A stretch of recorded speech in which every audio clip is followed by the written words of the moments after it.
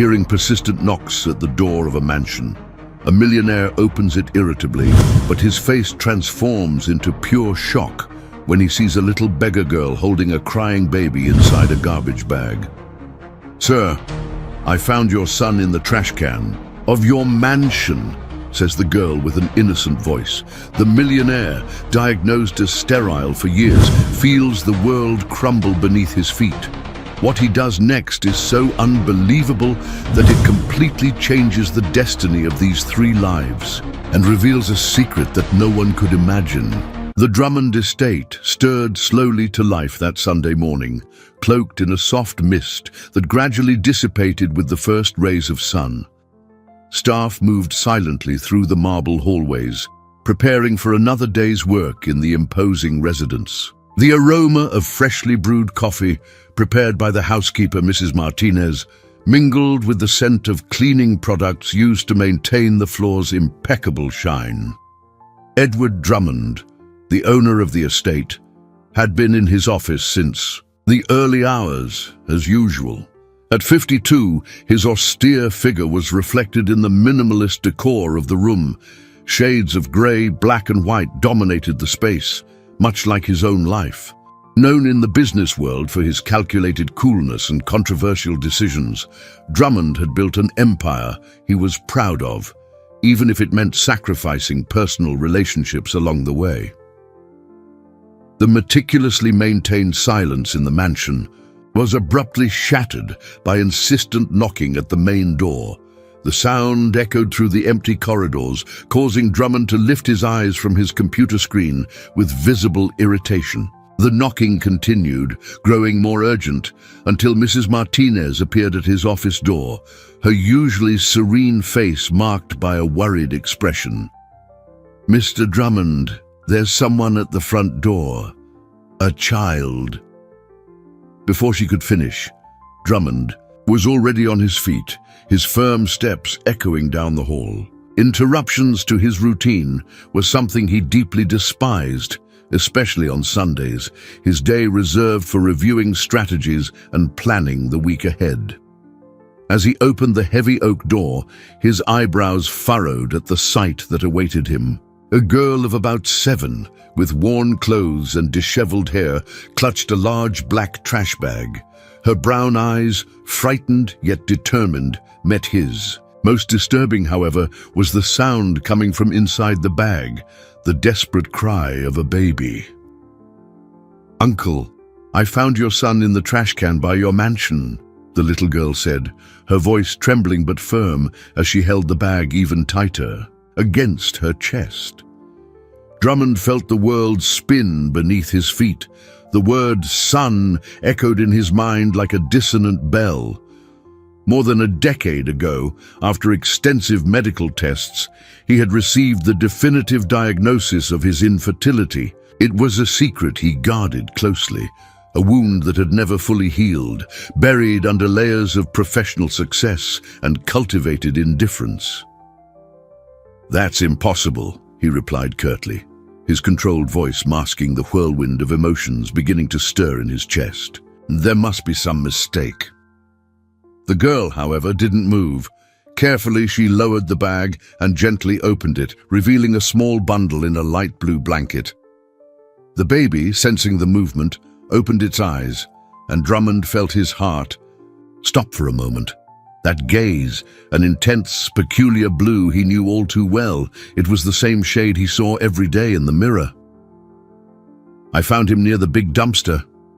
Way at the back of the yard," the girl explained, her voice softer now, as if trying not to scare the baby. "He was crying a lot. I was going to take him somewhere else, but then he opened his eyes, and they're just like yours." Drummond remained motionless, torn between calling security to remove this intruder and the inexplicable urge to take the baby in his arms. Mrs. Martinez, who had been watching the scene from the doorway, approached cautiously. "Sir, perhaps we should come in," Drummond cut her off abruptly, surprising himself with the decision. "You too, girl.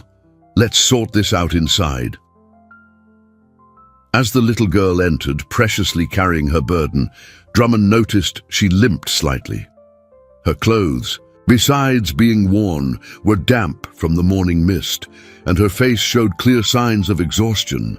For a brief moment, he wondered how long this child had been wandering the vicinity of his property.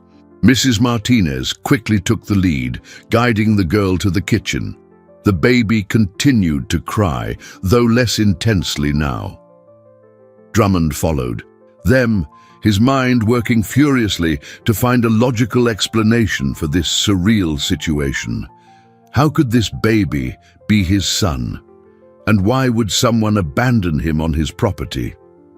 As he watched the housekeeper help the girl settle into one of the kitchen chairs, Drummond reached for his phone, ready to call the authorities. However, something made him hesitate.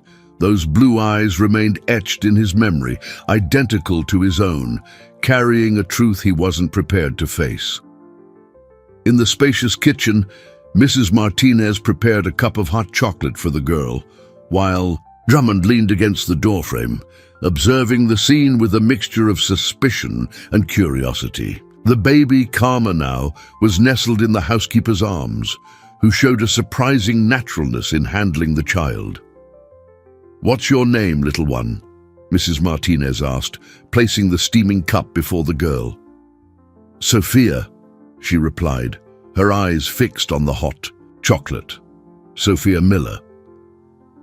"And how long have you been out there alone?" The housekeeper continued, choosing her words carefully. Sophia wrapped her small hands around the cup as if seeking its warmth. "Since Grandma got really sick. About 2 weeks, I think." She took a sip of chocolate before continuing. "She's in the hospital and I couldn't stay there. The nurses said they were going to call Child Protective Services." Drummond, who had kept his distance until then, approached the table. "And where exactly did you find this baby?" "In the big dumpster near the back wall," Sophia answered, her voice gaining a firmer tone. "But he wasn't inside it. No, he was next to it, well protected in a cardboard box with this blue blanket. I only found him because I was looking for food." Mrs. Martinez exchanged a significant look with Drummond. The baby began to stir in her arms, and she noticed something stiff inside the blanket. Carefully, she unfolded the fabric and found a white envelope, sealed and addressed to Edward Drummond. "Sir," she called, holding out the envelope with one hand while cradling the baby with the other. Drummond took the envelope with fingers that trembled imperceptibly. As he opened it, his eyes quickly scanned the handwritten lines, and his normally impassive face lost all color. "Impossible," he murmured, sinking into a chair. "What does the letter say, sir?" asked Mrs. Martinez, unable to contain her curiosity. Drummond ran a hand through his graying hair, a rare gesture of vulnerability. It's about a fertilization procedure, using my genetic material, which was stored years ago during an experimental treatment." He looked at the baby, who was now sleeping peacefully. "The letter mentions details that only someone very close could know." Sophia, who had been watching everything intently while drinking her chocolate, interrupted. "So I was right, he really is your son." Before Drummond could respond, the doorbell rang. Mrs. Martinez, still holding the baby, went to the kitchen entrance and looked down the hall. "It's the social worker, sir. I called her as soon as the girl arrived." Drummond stood up abruptly. "We can't involve the authorities yet, not until I fully understand what's happening here." But it was too late.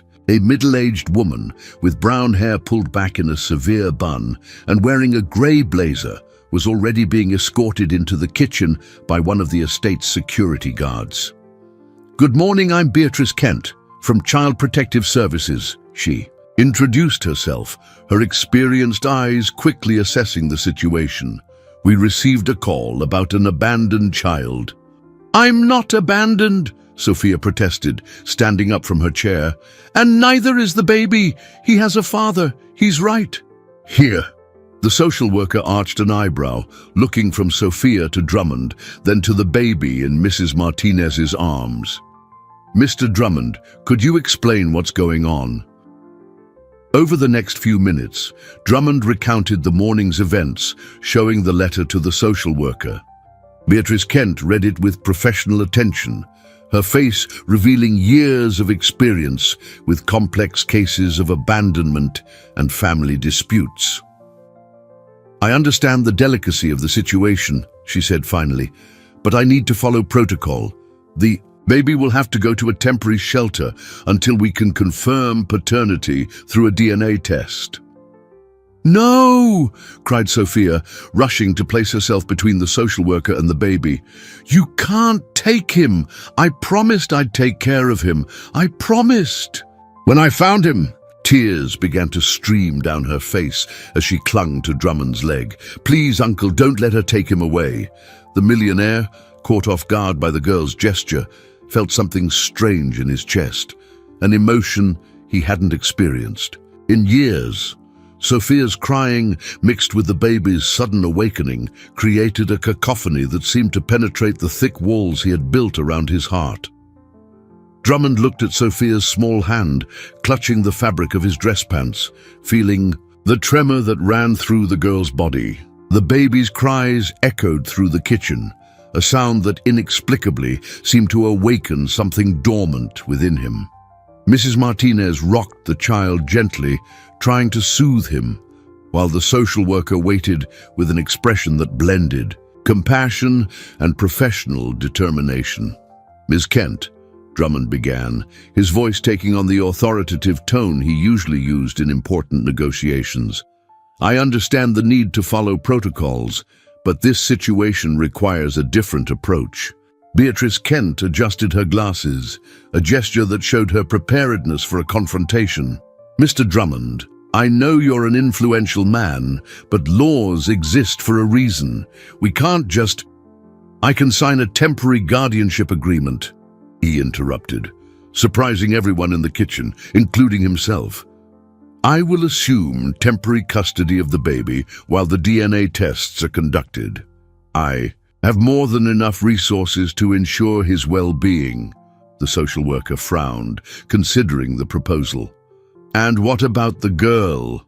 She also needs a safe place, and from what I understand, her grandmother is hospitalized." Sophia tightened, her grip on Drummond's leg, her small body trembling with suppressed sobs. The millionaire felt a pang in his chest as he noticed the fear in the child's eyes, a fear he knew well, the fear of loneliness and abandonment. "She can stay too," he declared, the words leaving his mouth before he could think better of it. "I have enough rooms, a full staff, and Mrs. Martinez has experience with children." The housekeeper, who had been silently observing the scene until then, stepped forward. "I can take care of both of them, Ms. Kent. I raised 3 children and helped raise 5 grandchildren. I know when a child is safe and well cared for." Beatrice Kent walked to the kitchen window, observing the immaculate gardens of the estate. After a few moments of reflection, she turned back to the group. "I'll need some documents signed, and I'll make regular follow-up visits. We'll also need to locate Sophia's grandmother to obtain formal authorization." "St. Luke's Hospital," Sophia murmured, wiping her tears with the sleeve of her shirt. "Grandma's there, on the 4th floor. Her name is Helena Miller." Drummond made a mental note of the name. "I will immediately arrange for her transfer to a private room at the best hospital in the city. That way, Sophia can visit her whenever she wants." The girl looked at him with wide eyes, full of surprise and gratitude. "Really? Can I really see Grandma?" "Yes," he replied, feeling something strange in his throat as he saw hope emerge on the child's face. "And now, I think we need to give this little one a name." The baby, as if understanding they were talking about him, stopped crying and opened his eyes. Those stunning blue eyes that so disturbed Drummond. Mrs. Martinez approached, allowing everyone to see the child better. "Michael," Sophia suggested shyly. "That was the name of my little brother who wasn't born. Grandma always says it's an angel's name." A silence heavy with emotion filled the kitchen. Even Beatrice Kent, accustomed to dealing with difficult situations, seemed touched by the suggestion. Michael Drummond, the millionaire tested, feeling the weight and responsibility of that name. I think it fits. Mrs. Martinez smiled, the first genuine smile of that tense morning. I'll prepare the rooms on the second floor. The old guest room next to yours, sir, can be adapted for the baby, and Sophia can stay in the pink room, which overlooks the garden. While the housekeeper organized herself, still holding Michael, Beatrice Kent prepared the preliminary documents. On her tablet, I'll need your signatures and I'll be back tomorrow with the complete documentation. I'll also start an investigation into the baby's origin and his biological mother. Drummond nodded, but his attention was focused on Sophia, who had finally let go of his leg and was now looking around the kitchen with renewed curiosity. You must be hungry, he said, realizing the girl had only had hot chocolate. Mrs. Martinez, oh, could you? I'm already arranging a hearty breakfast, the housekeeper replied, seeming to have regained all her vigor with the new developments. And then, I think we'll need to do some shopping. These children need clothes, and the baby needs diapers, bottles. The list went on, and Drummond realized that his orderly, predictable life was about to change completely. Strangely, the idea didn't frighten him as much as it should have. What frightened him was the speed with which these two children, appearing out of nowhere on a Sunday morning, had begun to tear down the walls he had spent decades building. The following hours passed in a whirlwind of activity. Drummond, accustomed to delegating tasks and keeping his distance from everyday chaos, found himself inexplicably involved in every decision. Mrs. Martinez had transformed the kitchen into a command center, organizing lists of essential purchases, while coordinating other staff members by phone. We need a crib, a high chair, clothes for both of them, she muttered, scribbling on a notepad. Sophia, more at ease after a substantial breakfast, watched everything with attentive eyes, occasionally suggesting colors and details for her new room. Light blue, she opined when the housekeeper mentioned the need for crib sheets. It matches his eyes. And yours too, uncle, she added, casting a shy glance at Drummond. The millionaire, who had just hung up the phone after arranging for Sophia's grandmother's transfer to University Hospital's private wing, felt that now familiar pang in his chest. It was disconcerting how the girl could make observations that hit him squarely with the honesty characteristic of children.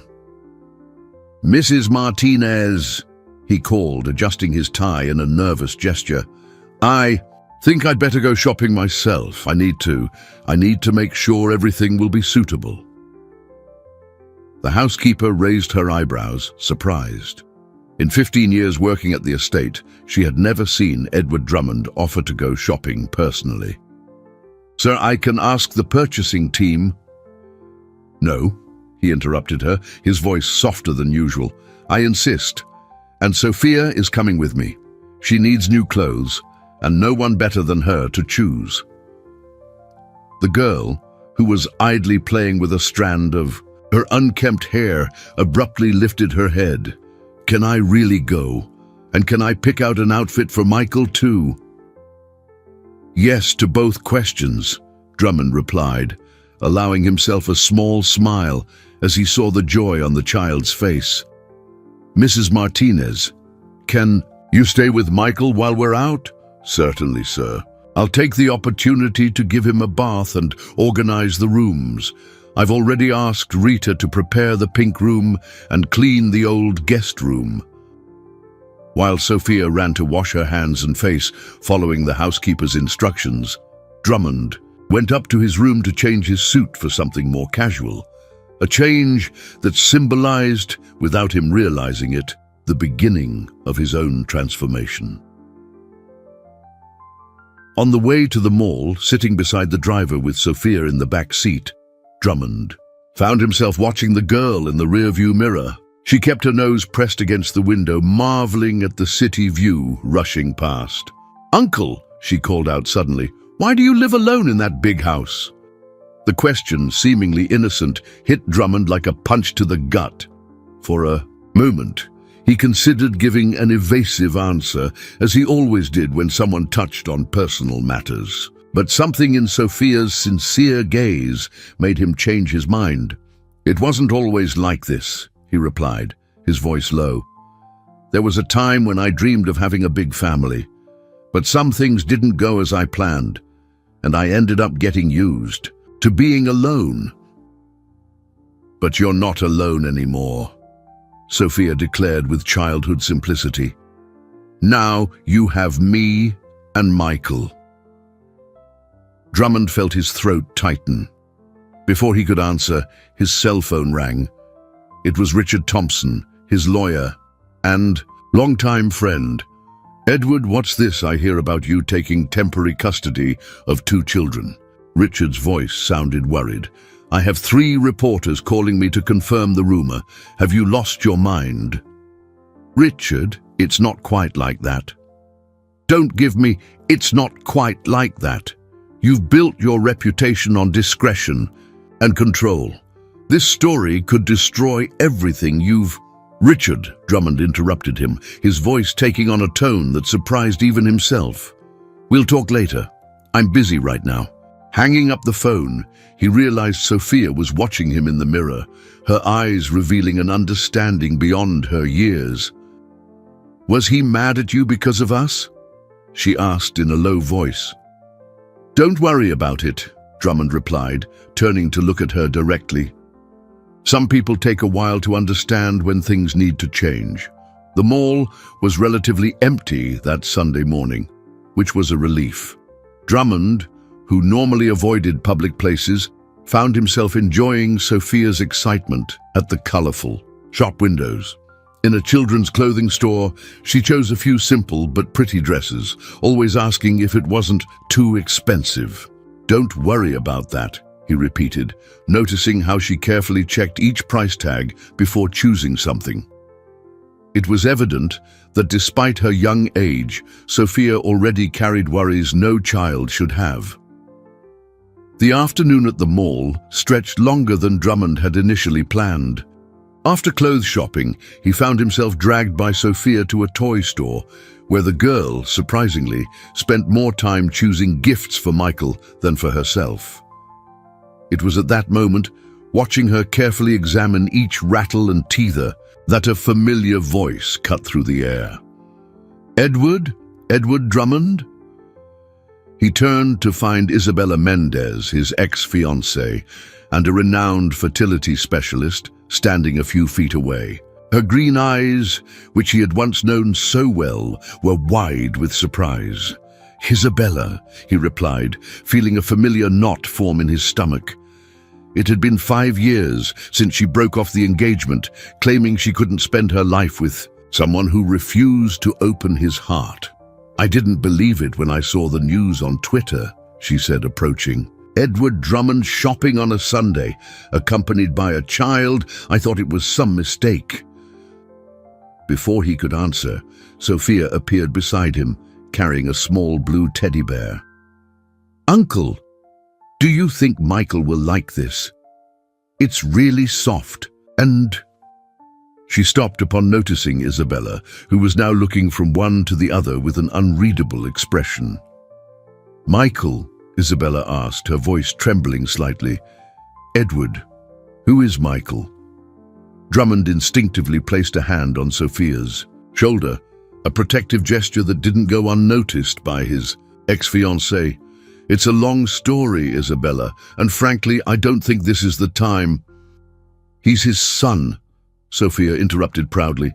"I found him this morning near the mansion's dumpster, but he wasn't inside it. No, he was protected in a box with a letter and everything." Isabella's face visibly paled. "A letter? Edward, we need to talk. In private." There was something in her tone of voice that made Drummond hesitate. In the 15 years they had known each other, including the 3 of their engagement, he had rarely seen her so distraught. "Sophia," he he called, crouching down to her eye level. "How about you pick out a few more toys for yourself and Michael while I have a quick chat with Ms. Mendez? Stay where I can see you." Sophia nodded, still holding the blue teddy bear. "Can I get this for Michael?" "Of course," he replied, surprised at how easily the words came out. "Choose whatever you like." As soon as Sophia moved away, Isabella pulled Drummond to a more discreet corner of the store. "Edward, tell me exactly what that letter said. Why does it matter to you?" "Because," she took a deep breath, as if gathering courage, "I think I know who the baby's mother is, and why he was left at your house." Drummond felt his blood run cold. "What do you mean you know? Do you remember that experimental procedure you underwent 12 years ago, when we froze your genetic material before starting treatment for your condition?" He nodded rigidly. How could he forget? It was then that he received the diagnosis that changed his life, the certainty that he could never have children naturally. "About a year ago," Isabella continued, her voice now almost a whisper, "a patient of mine, Anna Louise Stanton, lost her husband in an accident. She was devastated, desperate to have his child, but discovered he hadn't left any genetic material stored." Drummond began to feel a sense of vertigo. "What did you do, Isabella?" "She was heartbroken, Edward. And I always knew how much you secretly wished to be a father, even denying it to yourself. So you used my genetic material without my authorization," he completed, his voice dangerously low. "It was a moment of weakness," Isabella admitted, tears forming in her eyes. I thought maybe it was fate, to give her the chance. To be a mother, and you had no right," he cut her off, struggling to keep his voice controlled. "That was my decision to make." "I know," she whispered, "and I regretted it as soon as I did. But Anna Louise got pregnant on the first try, and when she found out through medical records that the genetic material was yours, she decided to abandon the baby on my doorstep," Drummond concluded, the pieces of the puzzle finally falling into place. "No," Isabella protested. "She never wanted to abandon him. Something must have happened. Anna Louise was radiant with the pregnancy, decorated the whole baby's room. I need to find her, understand what happened." Drummond looked at Sophia, who was now excitedly showing some toys to a sales assistant. The girl smiled and waved at him, completely oblivious to the storm brewing a few feet away. The return to the estate was silent.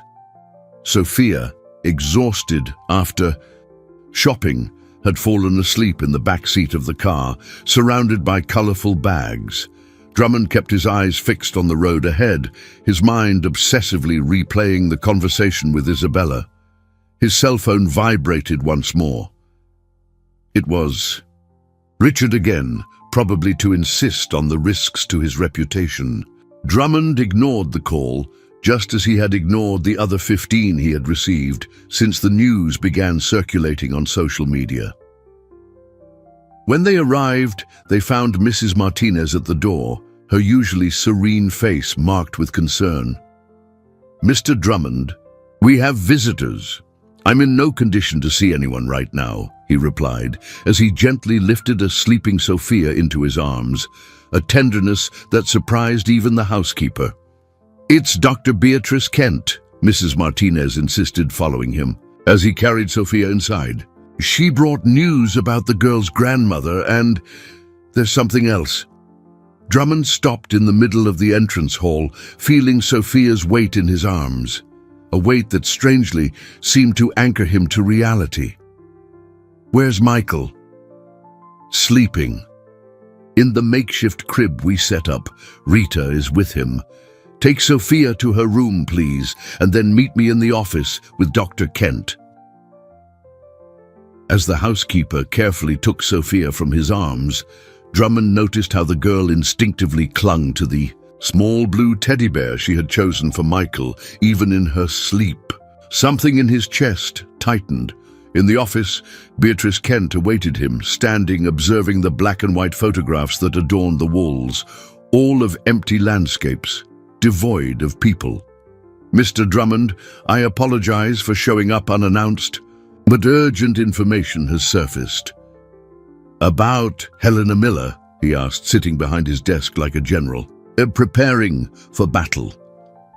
"Yes," Beatrice replied, taking one of the chairs in front. "I managed to visit her at the hospital this afternoon. Her condition is serious, advanced heart failure. But that's not all." She paused, as if carefully, choosing her next words. "When I mentioned your name, she had a very peculiar reaction." Mrs. Martinez entered at that moment, gently closing the door behind her. Beatrice continued, "Helena Miller worked in this house, Mr. Drummond. A long time ago." The millionaire frowned. "Impossible. I would remember."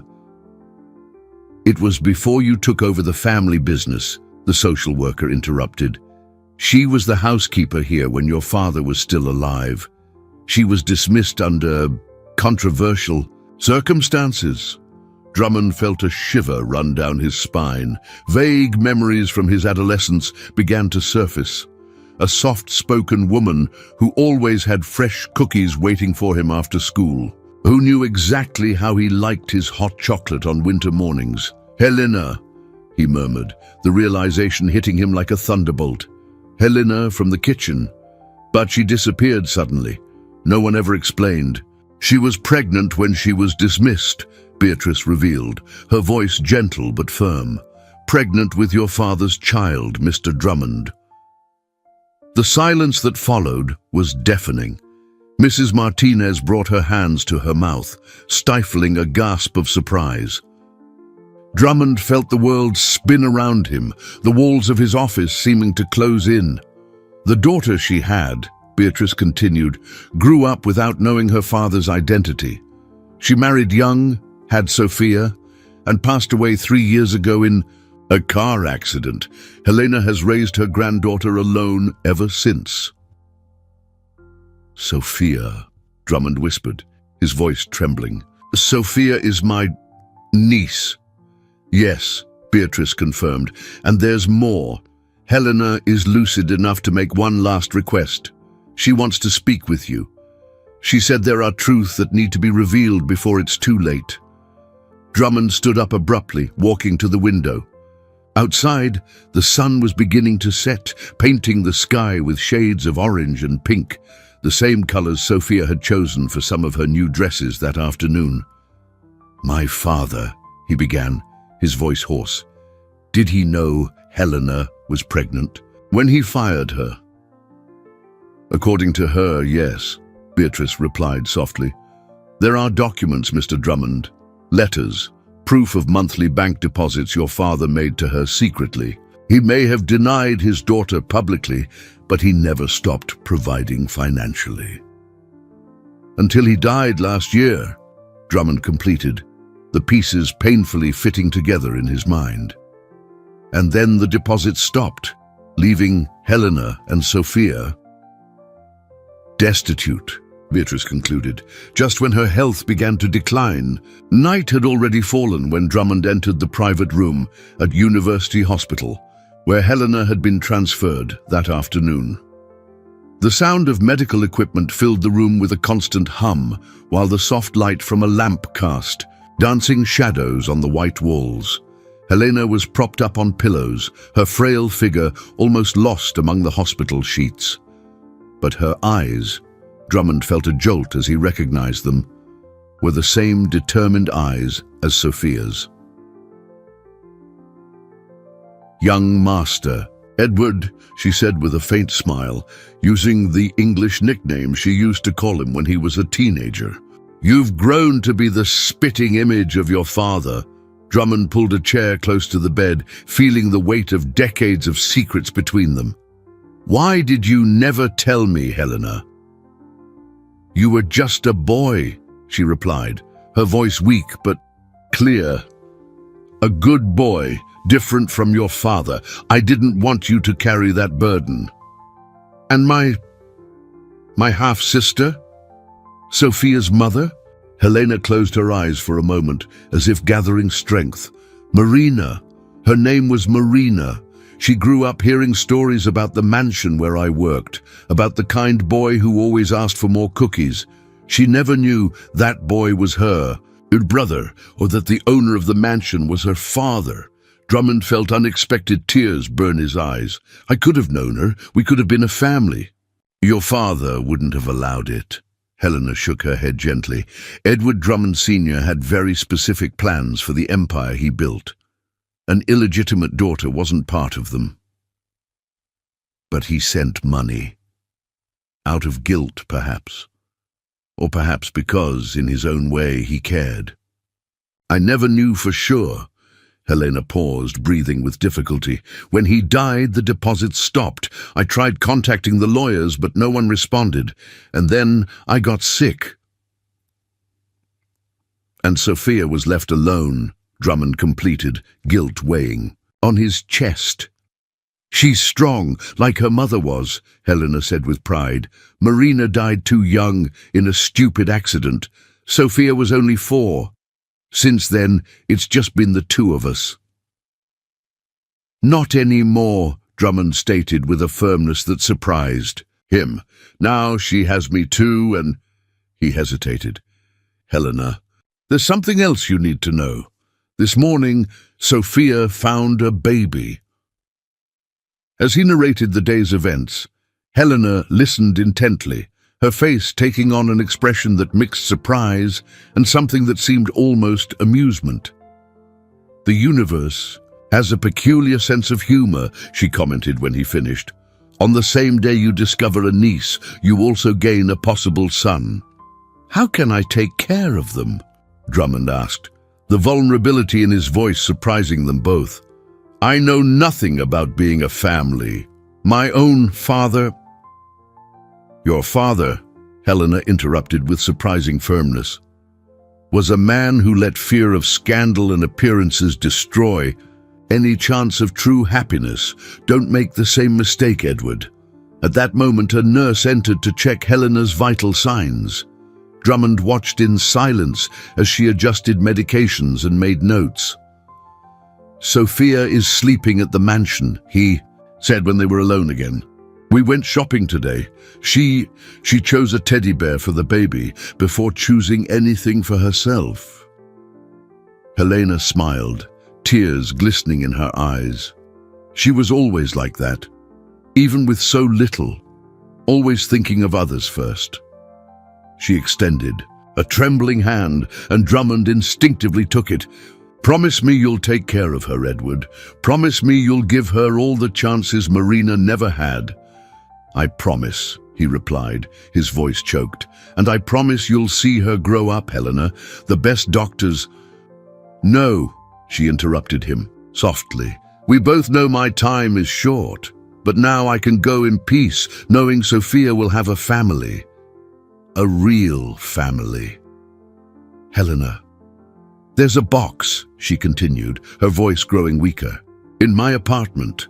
The address is in my purse. It has letters, photos, documents, everything you need to know about Marina, about your father. I want you to have it. Drummond gently squeezed her hand, feeling the weak pulse beneath his fingers. I'll get it tomorrow, and I'll bring Sophia to see you. My brave girl, Helena whispered, her eyes beginning to close with exhaustion. She found her way back home, even without knowing. Exactly as I always knew she would.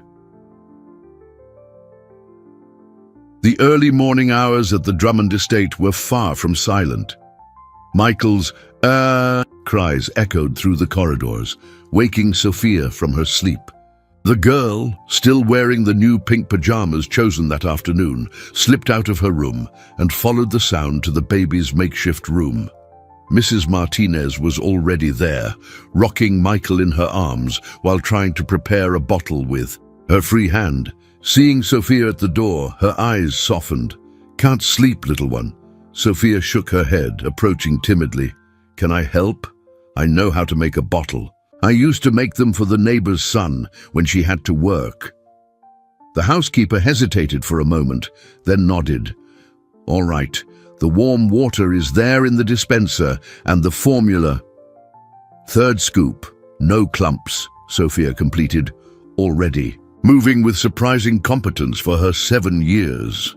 From the doorway, Drummond watched the scene in silence. He had just returned from the hospital, his mind still processing the conversation with Helena. Seeing Sophia, his niece, the word still sounded strange in his mind, so naturally caring for Michael, stirred an emotion he couldn't name. "Shouldn't you be asleep?" he asked, finally entering the room. Sophia jumped slightly, startled, but didn't spill a drop of the milk she was preparing.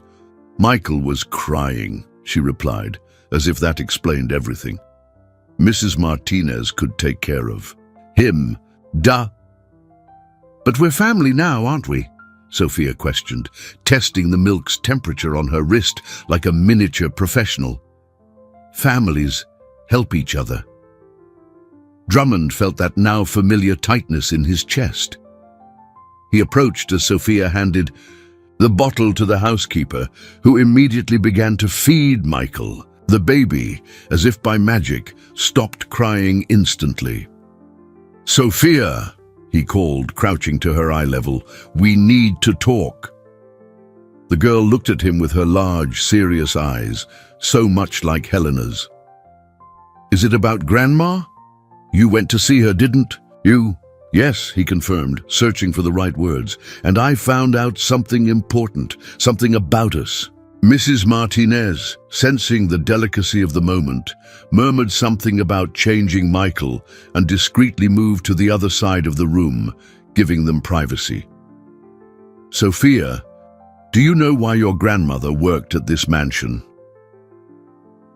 The girl frowned, thinking. She always told stories about here, about the gardens, the kitchen where she made cookies, and about a boy who really liked hot chocolate. "That boy," Drummond took a deep breath, "was me." Sophia's eyes widened. "Really? Grandma made hot chocolate for you?" "Yes, and there's more." He paused, carefully choosing his next words. "Sophia, your mother, Marina, she was my father's daughter."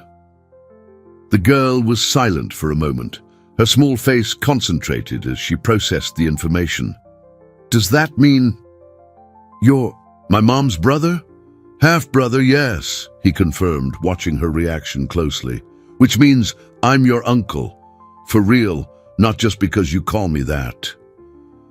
Sophia remained quiet for so long that Drummond began to worry.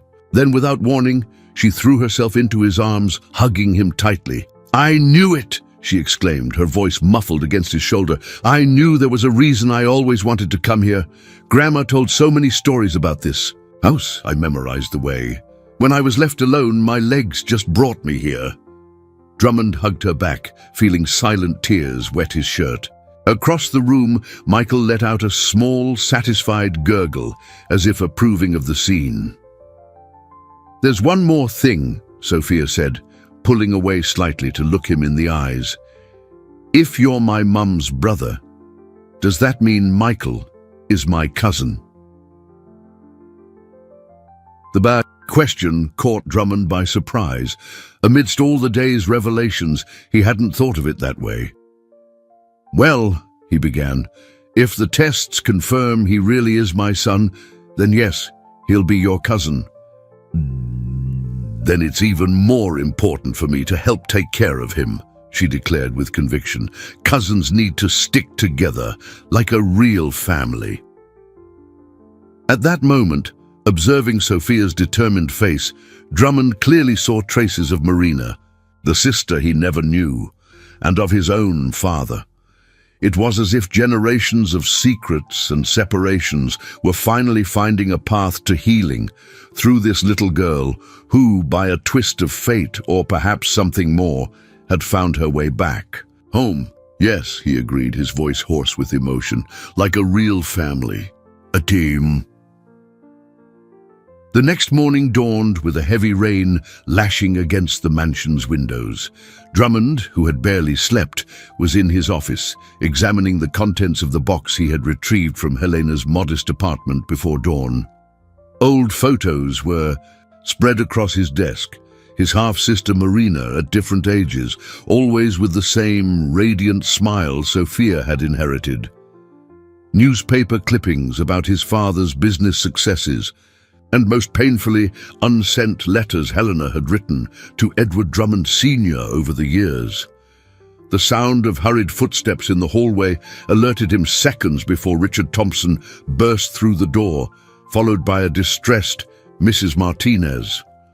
"I'm so sorry, sir," the housekeeper apologized. He insisted. "It's all right," Drummond said, beginning to put the photos back in the box. "You can leave us." As soon as the door closed, Richard threw a tablet onto the desk. "Have you seen this? It's in all the papers." The headline screamed, in bold letters, "Drummond heir hides illegitimate son and discovers secret sister on same day." Below, photos taken at the mall showed Drummond with Sophia, and more recent ones from the hospital entrance. "How?" Drummond murmured, a wave of anger rising in his chest. "Isabella Mendez," Richard replied, pacing nervously around the office. "She gave an exclusive interview this morning, confessing everything about the fertilization procedure. Edward, this could destroy not only your reputation, but the entire empire your father built." "My father?" Drummond laughed humorlessly, picking up one of Helena's letters. "You mean the man who abandoned his own daughter? Who let Helena raise Marina alone, sending money as if that would erase his guilt?" Richard stopped pacing, observing his friend with a mixture of concern and confusion. "What are you talking about?" Sit down, Richard," Drummond ordered, his voice taking on a tone that brooked no argument. "There's something you need to see." For the next hour, Drummond shared with his lawyer all the discoveries of the past 24 hours. Helena's letters, the documents proving the monthly payments, photos of Marina, including one showing a birthmark identical to the one Drummond himself had on his right shoulder. "My God," Richard murmured, sinking into his chair. "This changes everything." "No," Drummond corrected. "This just makes public what should always have been acknowledged. Marina was my sister, Sophia is my niece, and if Michael is truly my son, then maybe this is the universe correcting decades of mistakes." A loud clap of thunder shook the windows, making them jump. At the same instant, a baby's cry echoed down the hall, followed by small, hurried footsteps. "Uncle Edward!" Sophia burst through the door, still in her pajamas. "Michael's!" Scared of the storm, she stopped upon seeing Richard partially hiding behind the door. Drummond stood up immediately. "It's all right, Sophia. This is Richard, a friend." Richard looked at the girl with different eyes now, noticing for the first time the undeniable resemblance to the photos of Marina he had just seen. "Mr. Drummond!" Mrs. Martinez appeared at the door, carrying a crying Michael. "I'm so sorry to interrupt, but—" "Let me try," Sophia asked, holding out her arms. With surprising skill, she took the baby from the housekeeper and began to hum a lullaby softly. Drummond watched, amazed as Michael gradually calmed down in his cousin's arms. The scene was interrupted by the shrill ring of the telephone. "It's the hospital," Mrs. Martinez informed after answering. "About Mrs. Helena." Drummond's heart stopped. No, for a moment. He took the phone, listening intently as the doctor spoke. When he hung up, his face was pale. "Sophia," he called softly, "we need to go see Grandma, now." The girl looked at him, her large eyes filled with an understanding beyond her years. "She's not okay, is she?" "No, sweetie. And she really wants to see you." "And Michael?" "Mrs. Martinez will take care of him," Drummond replied, exchanging a look with the housekeeper, who nodded promptly. Richard stood up, adjusting his suit. "Edward, about the press." "Not now, Richard," Drummond cut him off. "Family first, always family first." As he helped Sophia change quickly, Drummond realized he was unknowingly repeating the same words Helena always said in her unsent letters. Family first, always family first, even if some don't understand its true meaning. The rain continued to lash the city as Drummond and Sophia arrived at the hospital. In the elevator, the girl held his hand tightly, her small body tense with apprehension. She wore one of the new dresses, light blue like Michael's eyes, and carried a drawing she had hastily made before they left, a family of stick figures, all holding hands, with a baby in the middle. In the room, Helena was even paler than the night before, but her eyes lit up when she saw her granddaughter. "My love," she whispered, extending a trembling hand. Sophia ran to hug her, careful of the tubes and wires surrounding her grandmother. "I brought a drawing for you, Grandma. Look, it's all of us. You, me, Uncle Edward, Michael, Mrs. Martinez." Helena examined the drawing with a faint smile. "Our family is beautiful," she said, her voice almost a whisper. "Finally, complete." "Grandma." Sophia hesitated, biting her lower lip. "Uncle Edward told me about Mom, that she was his sister." "Yes, my love." Helena caressed her granddaughter's face. "Your mother always wanted a big family. She would have been so happy to know." A coughing fit interrupted her. Drummond quickly poured some water, helping her drink. When she recovered, her eyes met his with renewed urgency. "Edward," she called, "in the box I gave you, there's a letter, the last one your mother wrote to your father before she passed away." Drummond felt his heart skip a beat. "My mother? But how?"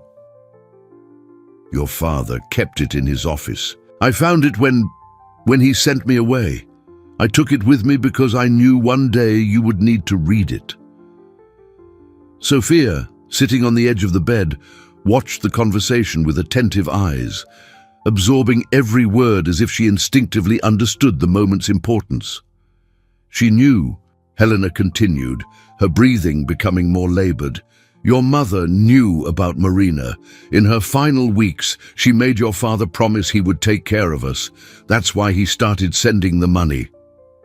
Silent tears streamed down Drummond's face. His mother, who had died when he was only 12, had always been an almost sanctified figure in his memory. Gentle, loving, incapable of keeping such heavy secrets. "Why are you telling me this now?" he asked, his voice hoarse. "Because..." Helena took a deep breath, gathering her strength. "You need to understand that true love knows no barriers of blood or social standing. Your mother understood that. She wanted Marina to be recognized, for you to grow up together. But your father chose to protect the family name," Drummond completed bitterly. "No," Helena corrected with surprising firmness. "He chose to protect himself. From fear, from shame, from what others would say. And in the process, he lost the chance to know a wonderful daughter." Sophia, who had been quiet until then, took her grandmother's hand. "But now we're all together, aren't we, Grandma? Like a real family." Helena smiled, but the smile soon turned into another coughing fit. When it passed, she was even paler, her words coming out in broken whispers. "Edward," she called, promise you won't make the same mistakes. Michael, Sophia, they need you, and you need them." "I promise," he replied, holding Helena's other hand. "I promise our family will never be separated again." "Sophia," Helena turned to her granddaughter, "my treasure, be strong. Take care of your little cousin, and your uncle too. He might seem tough, but he has a heart as big as yours." "Grandma," Sophia's voice trembled, "don't talk like that. It sounds like you're saying goodbye." Sometimes, Helena replied softly, we need to say goodbye so others can say hello, but I'll always be with you, my love, in the stories I told you, in the cookies I taught you to make, in your smile, which is just like your mother's. The monitors began to beep alarmingly. A nurse quickly entered the room, followed by a doctor. Drummond tried to lead Sophia out, but Helena squeezed his hand with surprising strength. Let her stay, she whispered. She's strong, like her mother was, like you are. Grandma, Sophia leaned in, kissing her grandmother's forehead. I love you. I love you too, my angel, Helena replied, her eyes beginning to close. All of you, my family. The continuous tone of the monitor filled the room. Sophia buried her face in Drummond's chest, who held her tightly, his own tears mingling with hers. Outside, as if the sky shared their grief, the rain fell even harder. The return to the estate was silent, punctuated only by the sound of rain against the car windows and Sophia's occasional sobs, who had cried herself to sleep in Drummond's arms. He carried her carefully, shielding her from the rain with his own jacket as they climbed the entrance steps. Mrs. Martinez awaited them at the door, her face marked with concern. Seeing Drummond's expression and Sophia asleep, she understood. Immediately, "Oh, Lord," she murmured, making the sign of the cross. "How's Michael?" Drummond asked in a low voice, following the housekeeper to Sophia's room. "Sleeping now, finally," she replied, helping him settle the girl in bed. "But there's something else, sir. A visitor arrived about an hour ago. She insists she needs to speak with you urgently." Drummond adjusted the blanket over Sophia, watching her tear-stained face for a moment. "Who is it?" "Anna Louise Stanton." The name hit Drummond like an electric shock. Michael's biological mother. He straightened up, running a hand over his tired face. "Where is she?" "In the library. Rita is with her." On the way to the library, Drummond stopped by Michael's room. The baby slept peacefully in his crib, oblivious to the drama unfolding around him. Those blue eyes, so like his own, were closed in deep sleep. Anna Louise stood up as soon as he entered the library. She was a young woman, no more than 30, with frightened brown eyes and hands that wouldn't stop wringing a damp handkerchief. "Mr. Drummond," she began, her voice trembling. I came for my son." Drummond felt his heart clench. "Why did you abandon him?" "I didn't abandon him," she protested, tears beginning to flow. "I left him where I knew he'd be found, where he'd have a chance." "A chance for what?" "To survive." Anna Louise collapsed into an armchair, sobbing. "My ex-husband.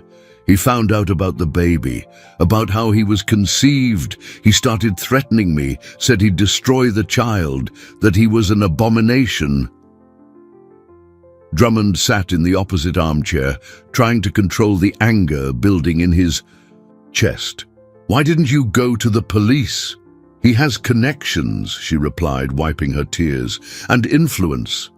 When I found out the genetic material used for the fertilization was yours, through the clinic's records, I researched you. I knew you'd have the resources to protect Michael." "Michael," Drummond repeated softly. "You know the name we gave him." Anna Louise smiled sadly. "The housekeeper told me. It's a beautiful name." She hesitated, then continued. "She also told me about the girl who found him, about how she takes care of him." "Sophia," Drummond said, feeling a wave of protectiveness at the thought of his niece. "She just lost her grandmother. Michael he's like a ray of light for her now." "I don't want to take that away from her," Anna Louise replied quickly. "Actually, I have a proposal." At that moment, a familiar cry echoed down the hall. Before anyone could react, Sophia appeared at the library door, still in her crumpled blue dress. "Michael's crying," she said, rubbing her sleepy eyes. Then she noticed Anna Louise and stopped, her eyes widening in understanding. "Are you his mum?" Anna Louise rose slowly, observing the girl with a mixture of surprise and emotion. "Yes, I am." "Are you going to take him away?" Sophia asked, her voice small and frightened. "Sophia," Drummond began, but Anna Louise interrupted him. "No," she said firmly. "I didn't come to take Michael away. I came to stay, if your uncle allows it." Drummond frowned, confused. "What do you mean?" "My ex-husband is in jail now," Anna Louise explained. "He was arrested yesterday on other charges, but I'm still scared. And after seeing how Michael is being cared for here, how he has a family..." She took a deep breath. "I thought maybe we could do this together. I could work here, help Mrs. Martinez. We could raise Michael as a family, all of us." Sophia, who had quietly approached, took Anna Louise's hand. "Do you know how to make a bottle?" The unexpected question made Anna Louise laugh through her tears. "Yes, I know how to make a bottle."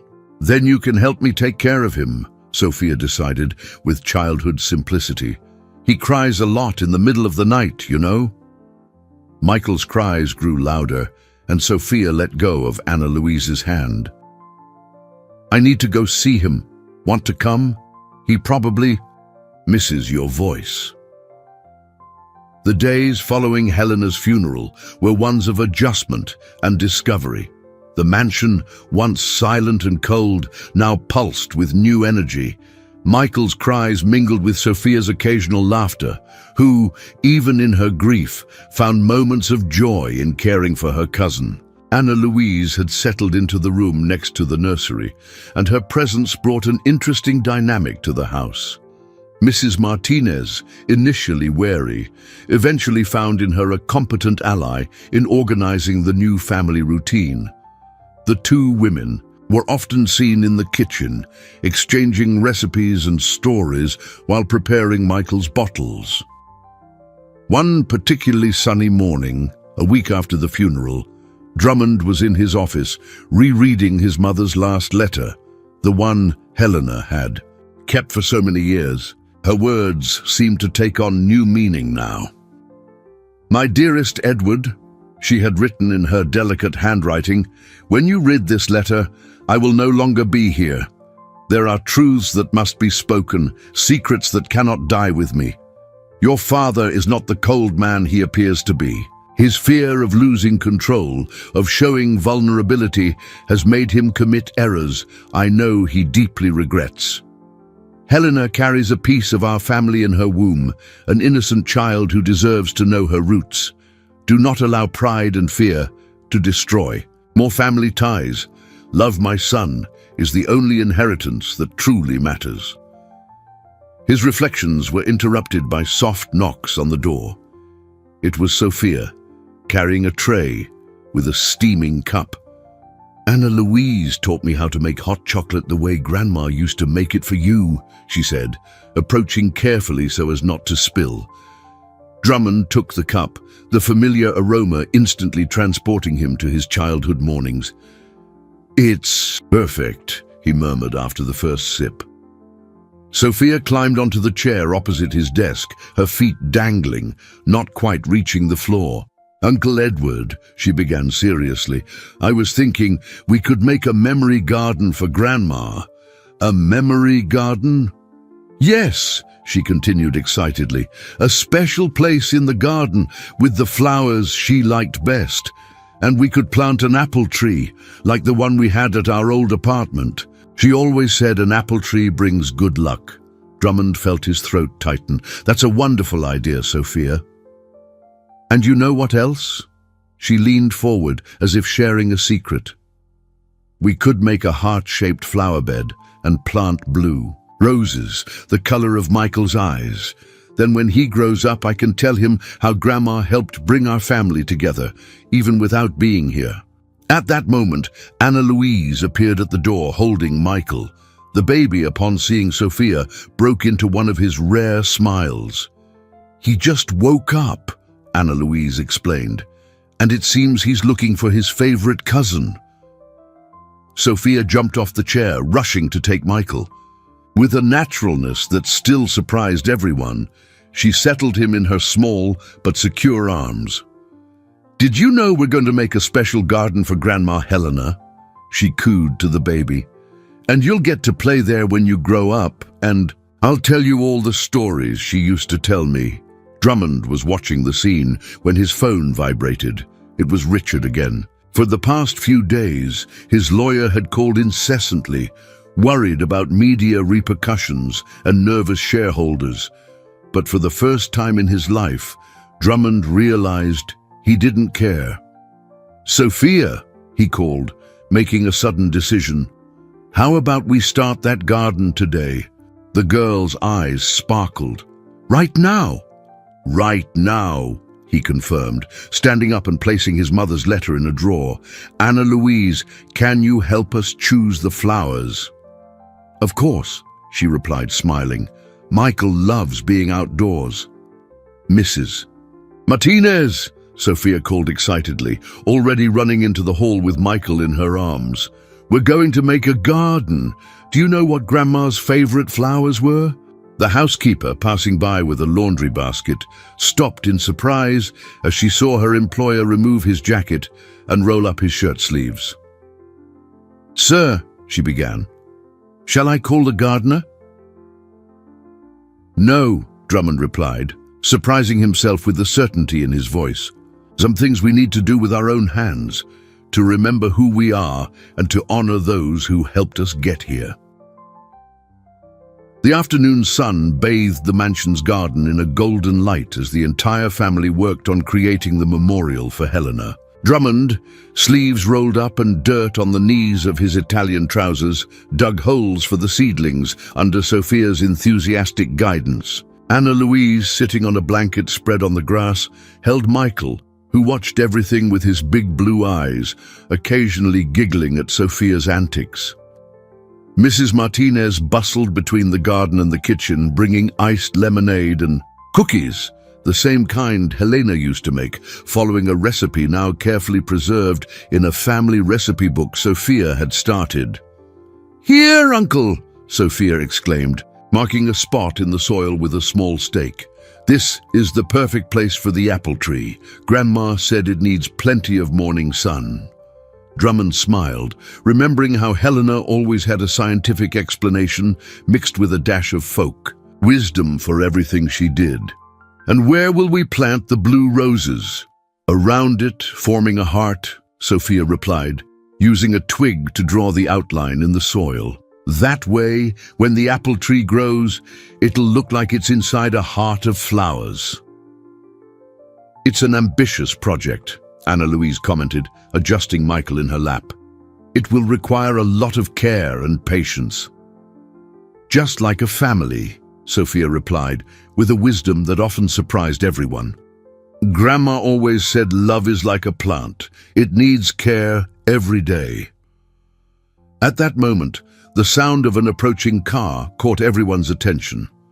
Richard Thompson emerged from his BMW, his immaculate suit contrasting with the relaxed atmosphere of the garden. "Edward," he called, stopping abruptly as he saw his friend and client kneeling in the dirt. What's going on here?" "We're making a memory garden," Sophia answered before anyone else could speak. "Want to help?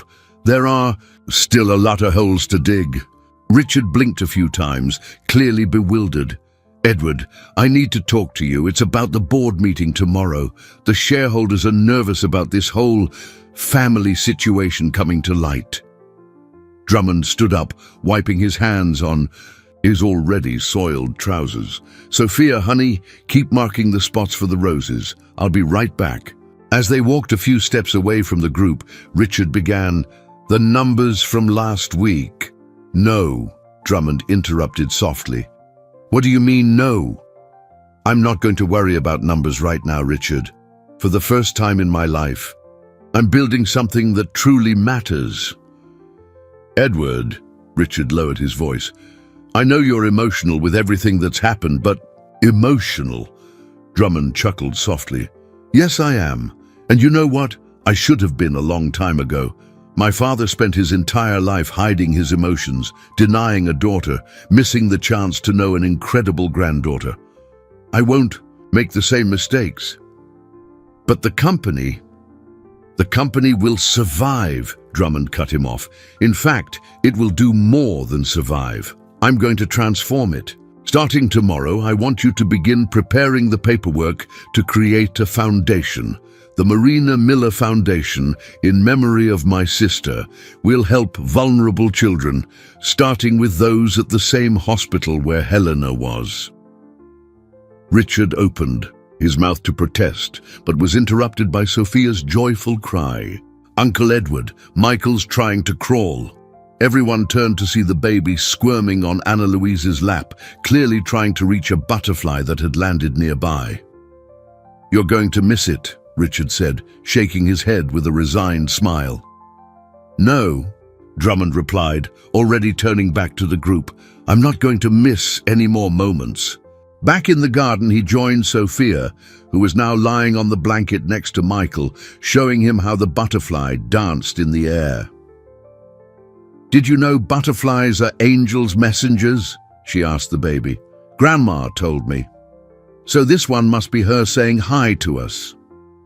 Anna Louise discreetly wiped away a tear, while Mrs. Martinez, who had returned with more lemonade, smiled emotionally. Uncle, Sophia called, can we plant yellow flowers too?